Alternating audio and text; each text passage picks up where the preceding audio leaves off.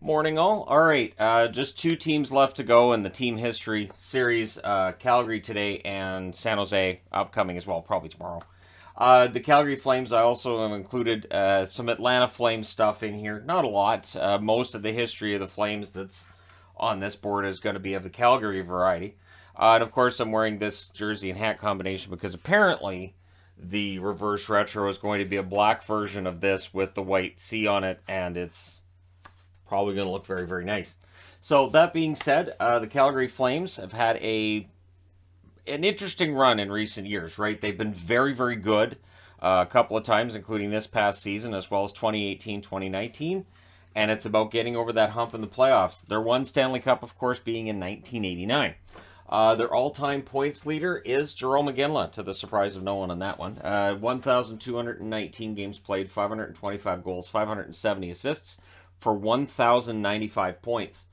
Theoren Fleury is second on the list, 791 games played, 364 goals, 466 assists for 830 points. Al MacInnis, 803 games played, 213 goals, 609 assists, 822 points. And Joe Nieuwendyk, 577 games played, 314 goals, 302 assists, 616 points. And it feels like the financial situation for the Flames shortened Fleury, MacInnis, and Nieuwendyk's careers as members of the Calgary Flames.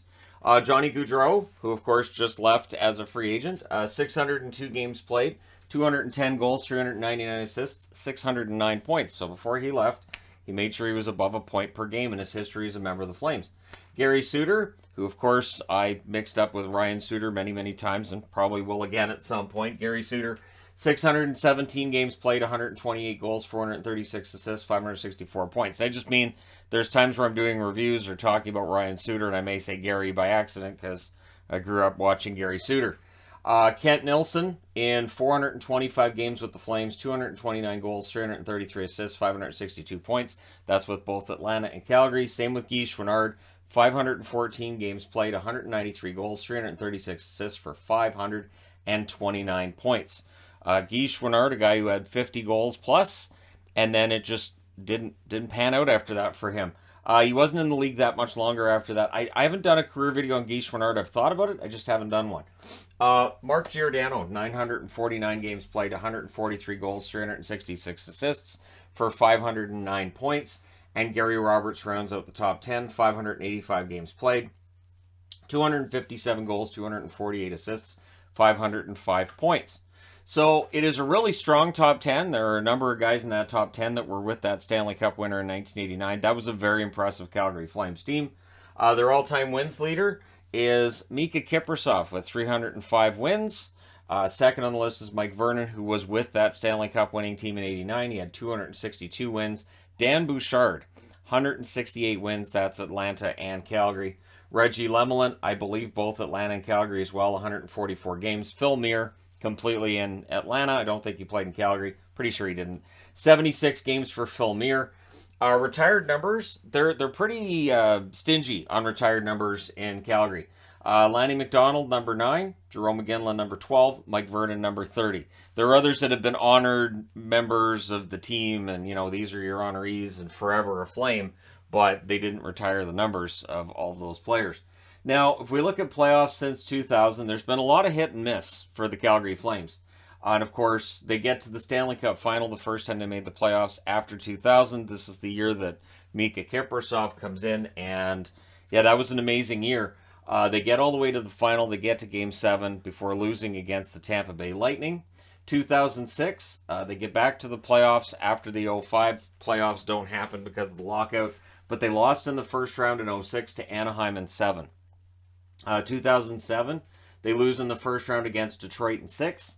2008, they lost in the first round against San Jose in 7. 2009, they lost in the first round against Chicago in 6. And then they didn't make the playoffs again until 2015. Era of mediocrity there for them. They lost in round 2 against Anaheim in 5. They did get out of the first round, although, as I said at the time, it doesn't really count. It's Vancouver they beat in the first round. This is why when people try to make jokes about the Canucks, it's like, I've already made them all over the last 40 years. I don't know what Ooh, there's another joke about the Canucks sucking. Oh no, what would I do? 2017, they lost in the first round again against Anaheim in 4. Anaheim, very, very good during that era. 2019, they lost in the first round against Colorado in 5, which was seen as an upset. But Colorado was also seen as an up-and-coming team, and of course, they proved that to be true. 2020, they lost in the first round against Dallas. That was in 6 games. 2022, they lost in the second round this year, of course, against Edmonton. That was in 5. So we finally get back the Battle of Alberta, and it was over far too quickly. But that's kind of how that works. In NHL history that I've found, I get really excited about a series, and very often it's over in 4 or 5. So yeah, the Cup year was 1989. They were in the Scotiabank Saddledome at the time, which I believe is just called the Calgary Saddledome at the time. They've been in the Saddledome since 1984. And that is a large topic of conversation. New building needed for the Calgary Flames. And what would that building look like and all that fun stuff. But at least it looks like there's going to be a blasty third. And you're going to get this in a reverse retro. So as long as they sell, say, 3 or 4 million jerseys and all that money goes to Calgary, maybe they can get that building done. And of course, the whole getting the building done is an ongoing issue because the owners of the Flames, their owner isn't hurting for money, so there's that. Anyways, they've had 21 coaches in their history, starting with Bernie Geoffrion. Yes, Boom Boom Geoffrion was the first coach for the Atlanta Flames. Had a record of 77, 92, and 39 behind the bench. Their current coach, of course, Daryl Sutter, who over 2 periods as coach of the Calgary Flames has racked up a record of 172, 109, and 15. So very good win-loss record for Daryl Sutter behind the bench. The first goal was scored by the Atlanta Flames. It was Morris Stefanu. He scores at 12:48 of the first period in a 3-2 win against the New York Islanders. Their most recent goal was scored in the playoffs by Calle Jarnkrok at 15:28 of the second in a 5-4 overtime loss versus the Oilers. That was Jarnkrok's first goal, too, in the playoffs. Overly disappointing. Like, it just felt like it was a really disappointing run for Jarnkrok. Picked up as a rental at the deadline. Just didn't fit, didn't work. Their all-time penalty minutes leader, Tim Hunter, with 2,405. That's a penalty minute leader right there. And Tim Hunter then moved on to Vancouver, which seemed weird at first, but he fit right in with the Vancouver Canucks. I always liked Tim Hunter. Season record for goals is Lanny McDonald with 66 and 82-83. It was just one of those years where everything was going in for Lanny. Assists all time, Kent Nilsson with 82 and 80-81. And he had 131 points that year as well. Those are both Flames records. And Nilsson, I've talked about, I've done a career video on Nilsson and on the frustration people had with, yeah, he scores a bunch of points, but, and there was always all the other aspects of his game that people get frustrated with. And it feels a lot like some of the Kessel stuff I talked about, not conditioning as much, but it's just, it feels like as good as he was, he could have been better. Tim Hunter, in penalty minutes, also leads the season record.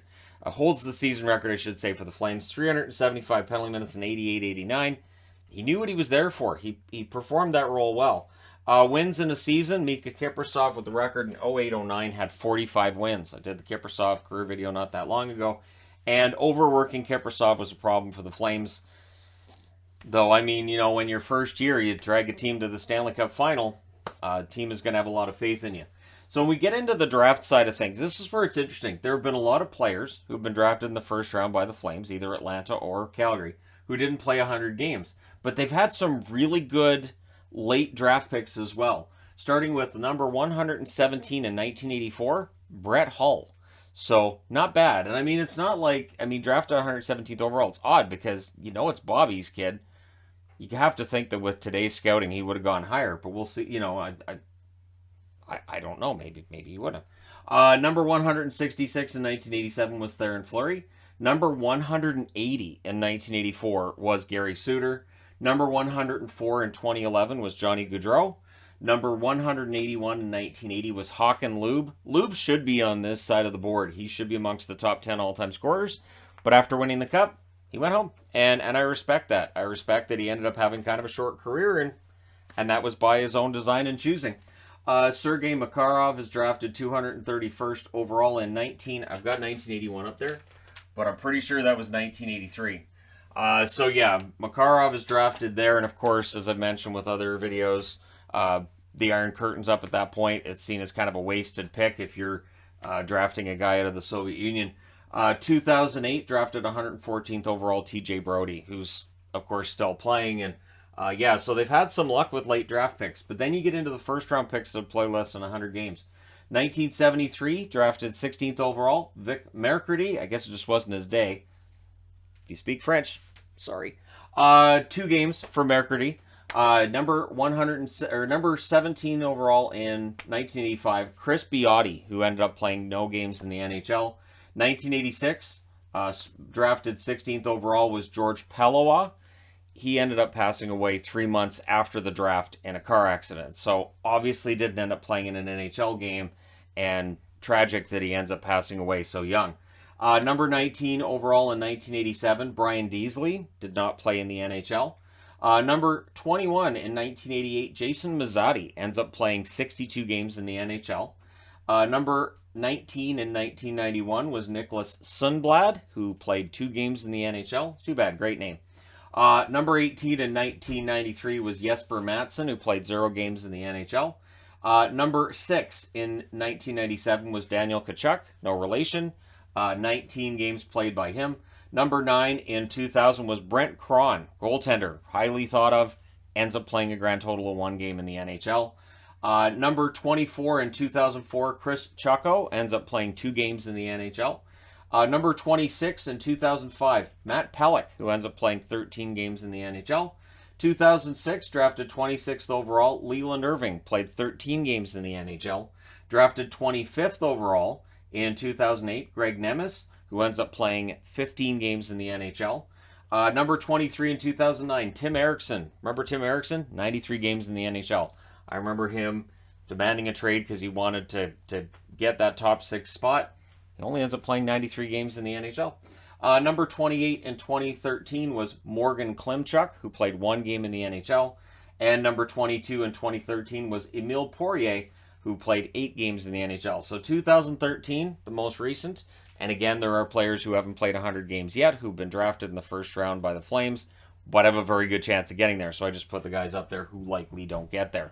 So yeah, the Calgary/Atlanta Flames, mostly Calgary as I said, a solid history, but they definitely want a second cup ring, and they want one soon.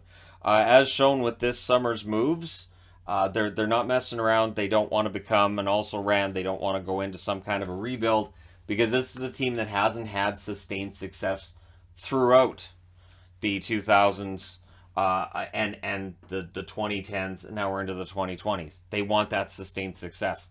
So making the playoffs in multiple years, 3, 5, 6 years in a row, that kind of thing. And just once you've got a team that's used to making the playoffs, it feels like that experience is important in order to win a Stanley Cup. So building that team and having that sustained success is important. But let me know your thoughts in the comment section below as always. Don't forget to hit like and subscribe if you're browsing your way through. You just happened upon this video. Thank you guys so much for watching, for all your support. I will talk to you again soon.